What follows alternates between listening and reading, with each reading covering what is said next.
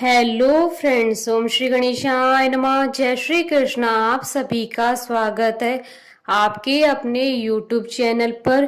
Friends, आज हम आपको इस वीडियो में बताने जा रहे हैं वैशाख मास महात्म्य के 18वें अध्याय के बारे में और स्कंद पुराण के अनुसार वैशाख मास महात्म्य के 11वें अध्याय के बारे में। फ्रेंड्स, वीडियो शुरू करने से पहले आपसे रिक्वेस्ट है, अगर आप हमारे चैनल पर नए हैं और आपने अभी तक चैनल को सब्सक्राइब नहीं किया है तो प्लीज सब्सक्राइब कीजिएगा चैनल को, साथ ही प्रेस कीजिएगा बेल आइकन को, जिससे नए वीडियो से रिलेटेड नोटिफिकेशन आपको तुरंत प्राप्त हो सके।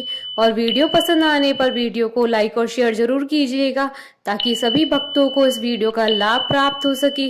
और कमेंट बॉक्स में जय श्री कृष्णा जरूर लिखिएगा। वैशाख मास महात्म सब विघ्नों का नाश करने वाले तथा सारी सृष्टि का पालन करने वाले श्री गणेश जी तथा ज्ञान की दाता देवी श्री सरस्वती जी तथा सब पुराणों के कर्ता श्री व्यास जी तथा श्री गुरुदेव जी के चरण कमलों में नमस्कार करके भगवान की श्रद्धा और भक्ति रस में डूबे हुए वैशाख मास महात्म की कथा कहती हूँ। वैशाख मास महात्म आरंभ। धर्म वर्ण की कथा, कली की अवस्था का वर्णन, धर्म वर्ण और पितरों का संवाद एवं वैशाख की अमावस्या की श्रेष्ठता। मिथिलापति ने पूछा, ब्राह्मण, इस वैशाख मास में कौन कौन सी तिथियां पुण्यदायिनी हैं? श्रुतदेव जी बोले, सूर्य के मेष राशि पर स्थित होने पर वैशाख मास में 30 तिथियां पुण्यदायिनी मानी गई हैं। एकादशी में किया हुआ पुण्य कोटि गुना होता है। उसमें स्नान, दान, तपस्या, होम, देव पूजा, पुण्य कर्म एवं कथा का श्रवण किया जाए तो वह तत्काल मुक्ति देने वाला है।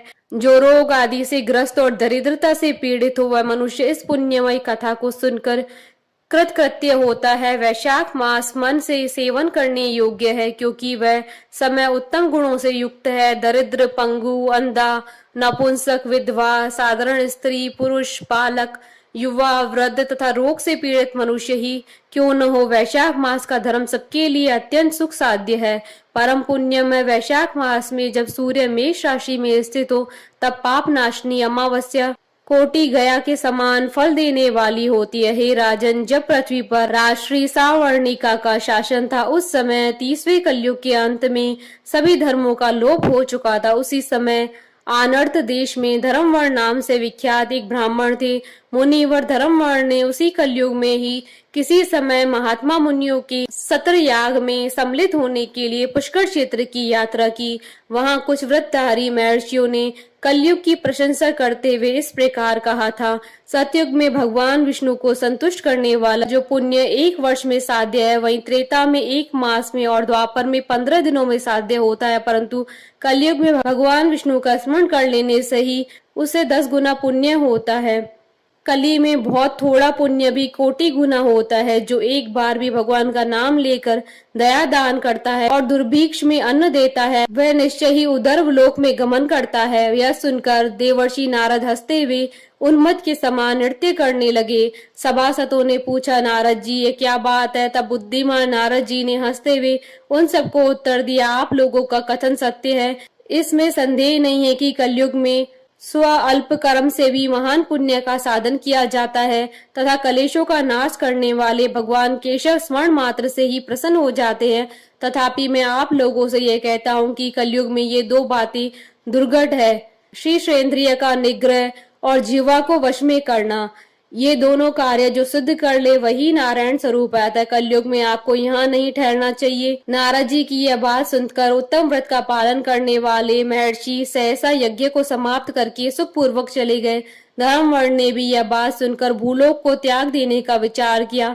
उन्होंने ब्रह्मचर्य व्रत धारण करके दंड और कमंडल हाथ में लिया और जटावल्कधारी होकर वे कलयुग के अनाचारी पुरुषों को देखने के लिए घर छोड़कर चल दिए। उनके मन में बड़ा विस्मय हो रहा था। उन्होंने देखा प्राय मनुष्य पापाचार में प्रवृत्त हो बड़े भयंकर दुष्ट हो गए हैं। ब्राह्मण पाखंडी हो चले हैं, शूद्र संन्यास धारण करते हैं, पत्नी अपने पति से द्वेष रखती है, शिष्य गुरु से वैर रखता है, सेवक स्वामी के और पुत्र पिता के घात में लगा हुआ है। ब्राह्मण शूद्रवत और गौएं बकरियों के समान हो गई हैं। वेदों में गाथा की ही प्रधानता रह गई है। शुभ कर्म साधारण लौकिक कृत्यों के ही समान रह गए।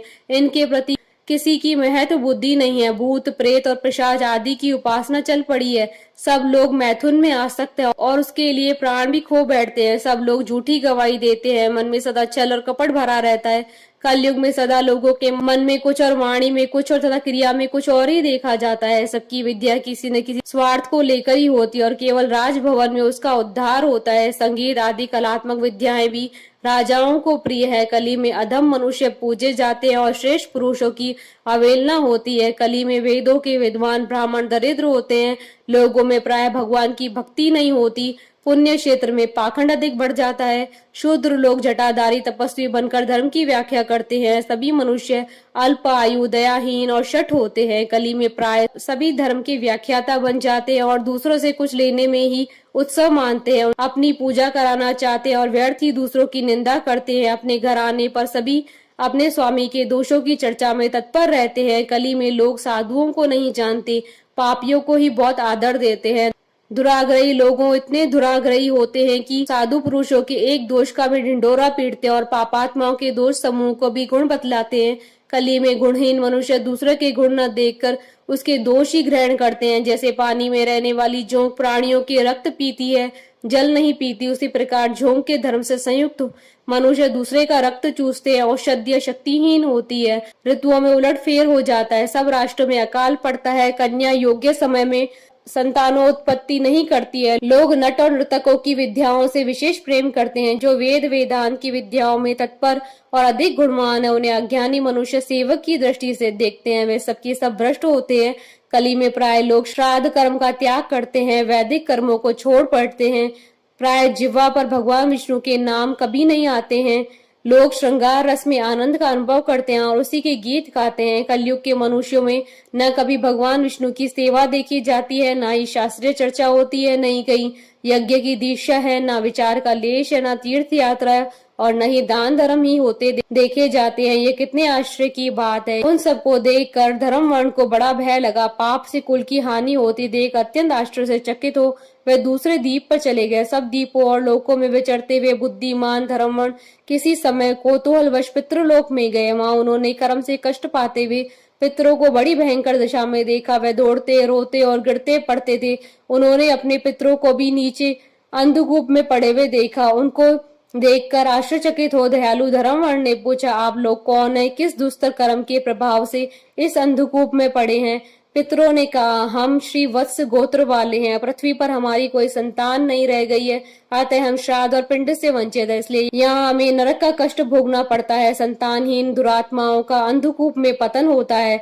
हमारे वंश में एक ही माँ यशस्वी पुरुष है जो धर्मवर्ण के नाम से विख्यात है, किंतु वह विरक्त होकर अकेला घूमता फिरता है। उसने अपने गृहस्थ धर्म को नहीं स्वीकार किया। वह एक ही तंतु हमारे कुल में अवशिष्ट है। उसकी भी आयु क्षीण हो जाने पर हम लोग घोर अंधकूप में गिर पड़ेंगे, जहाँ से फिर निकलना कठिन होगा। इसलिए तुम पृथ्वी पर जाकर धर्मवर्ण को समझाओ। हम लोग दया के पात्र हैं। हमारे वचनों से उसको यह बताओ कि हमारी वंशारूपा दूर्वा को काल रूपी चूहा प्रतिदिन खा रहा है। क्रमशः सारे वंश का नाश हो गया है। एक तुम ही बचे हो। जब तुम भी मर जाओगे तब संतान परंपरा न होने के कारण तुम्हें भी अंधकूप में गिरना पड़ेगा। इसलिए गृहस्थ धर्म को स्वीकार करके संतान की वृद्धि करो। इससे हमारी और तुम्हारी दोनों की उधर्व गति होगी। यदि एक भी पुत्र वैशाख माघ अथवा कार्तिक मास में हमारे उद्देश्य से स्नान श्राद्ध और दान करेगा तो उससे हम लोगों की उधर्व गति होगी और नरक से उद्धार हो जाएगा। यदि एक पुत्र भी भगवान विष्णु का भक्त हो जाए, एक भी एकादशी का व्रत रखने लगे, अथवा यदि एक भी भगवान विष्णु की पाप नाशक कथा का श्रवण करे तो उसकी 100 भावी पीढ़ियों का उद्धार होता है। ये पीढ़ियां पाप से आवृत होने पर भी नरक का दर्शन नहीं करती। दया और धर्म से रहित उन बहुत से पुत्रों के जन्म से क्या लाभ है जो कुल में उत्पन्न होकर सर्वव्यापी भगवान नारायण की पूजा नहीं करते। इस प्रकार प्रिय वचनों द्वारा धर्म वर्ण को समझाकर तुम उसे विरक्तिपूर्ण ब्रह्मचर्य आश्रम से गृहस्थ आश्रम में प्रवेश करने की सलाह दो। पितरों की यह बात सुनकर धर्म वर्ण अत्यंत विस्मित हुआ और हाथ जोड़कर बोला, मैं ही धर्म वर्ण नाम से विख्यात आपके वंश का दुराग्रही बालक हूँ। यज्ञ में महात्मा नारद जी का यह वचन सुनकर कि कलयुग में प्राय कोई भी रसनेन्द्रिय और शिशेन्द्रिय को दृढ़ता पूर्वक संयम में नहीं रखता। मैं दुर्जनों की संगति से भयभीत तो अब तक दूसरे दूसरे द्वीपों में घूमता रहा। इस कलयुग के तीनों चरण बीत गए, अंतिम चरण में भी 3.5 भाग व्यतीत हो चुके हैं। मेरा जन्म व्यर्थ बीता है, क्योंकि जिस कुल में मैंने जन्म लिया उसमें माता पिता की ऋण को भी मैंने नहीं चुकाया। पृथ्वी के भारभूत उस शत्रुतुल्य पुत्र के उत्पन्न होने से क्या लाभ है, जो पैदा होकर भगवान विष्णु और देवताओं तथा पितरों की पूजा न करे। मैं आप लोगों की आज्ञा का पालन करूंगा। बताइए पृथ्वी पर किस प्रकार मुझे कलयुग से और संसार से भी बाधा नहीं प्राप्त होगी। धर्मवर्ण की बात सुनकर पितरों के मन को कुछ आश्वासन मिला। वे बोले, बेटा तुम गृहस्थ आश्रम स्वीकार करके संतानोत्पत्ति के द्वारा हमारा उद्धार करो। जो भगवान विष्णु की कथा में अनुरक्त होते हैं, निरंतर श्री हरि का स्मरण करते हैं और सदाचार के पालन में तत्पर रहते हैं, उन्हें कलयुग बाधा नहीं पहुंचाता। मानव जिसके घर में शालिग्राम शिला अथवा महाभारत की पुस्तक हो, उसे भी कलयुग बाधा नहीं दे सकता। जो वैशाख मास के धर्मों का पालन करता है, माघ में स्नान में तत्पर होता है और कार्तिक में दीप देता है, उसे भी कली की बाधा प्राप्त नहीं होती। जो प्रतिदिन महात्मा भगवान विष्णु की पाप नाशक एवं मोक्ष दायिनी दिव्य कथा सुनाता है, जिसके घर में बलि वैष्णव देव होता है, शुभ कारणी तुलसी स्थित होती है तथा जिसके आंगन में उत्तम गौ रहती है, उसे भी कलयुग बाधा नहीं देता है। इस पापात्मक युग में भी तुम्हें कोई भय नहीं है। बेटा शीघ्र पृथ्वी पर जाओ। इस समय वैशाख मास चल रहा है, यह सबका उपकार करने वाला मास है। सूर्य के मेष राशि में स्थित होने पर 30 तिथियां पुण्यदायिनी मानी जाती है। एक एक तिथि में किया हुआ पुण्य कोटि कोटि गुना अधिक होता है। उनमें से भी जो वैशाख मास की अमावस्या तिथि है, वह मनुष्य को मोक्ष देने वाली है, देवताओं और पितरों को बहुत प्रिय है, शीघ्र ही मोक्ष की प्राप्ति कराने वाली है। जो उस दिन पितरों के उद्देश्य से श्राद्ध करते हैं और जल से भरा हुआ घड़ा और पिंड देते हैं, उन्हें अक्षय फल की प्राप्ति होती है। अतः महामती तुम शीघ्र जाओ और जब अमावस्या हो तब कुंभ सहित श्राद्ध एवं पिंड दान करो। सबका उपकार करने के लिए गृहस्थ धर्म का आश्रय लो, धर्म अर्थ और काम से संतुष्ट हो, उत्तम संतान पाकर फिर मुनि व्रति से रहते हुए सुख पूर्वक दीप दीपांतरों में विचरण करो। पितरों के इस प्रकार आदेश देने पर धर्मवर्ण मुनि शीघ्रता पूर्ण भूलोक में गए। वहां मेष राशि में सूर्य के स्थित रहते हुए वैशाख मास में प्रातः काल स्नान करके देवताओं ऋषियों तथा पितरों का तर्पण किया। फिर कुंभ दान सहित पाप विनाशक श्राद्ध करके उसके द्वारा पितरों को पुनरावृत्ति रहित मुक्ति प्रदान की। तत्पश्चात उन्होंने स्वयं भी विवाह करके उत्तम संतान को जन्म दिया और लोक में उस पापनाशनी अमावस्या तिथि को प्रसिद्ध किया। तदंतर वे भक्ति पूर्वक भगवान की आराधना करने के लिए हर्ष के साथ गंधमादन पर्वत पर चले गए। इसलिए वैशाख मास की अमावस्या तिथि परम पवित्र मानी गई है। प्रेम से मन से भगवान नाम जाप करते रहो। इति श्री स्कंद पुराण अंतर्गत वैशाख मास महात्म्य का 11वां अध्याय संपन्न हुआ। बोलिए भगवान विष्णु की जय, सनातन धर्म की जय। हमारे साथ इस वीडियो में अंत तक बने रहने के लिए आपका धन्यवाद। ओम श्री गणेशाय नमः। जय श्री कृष्ण।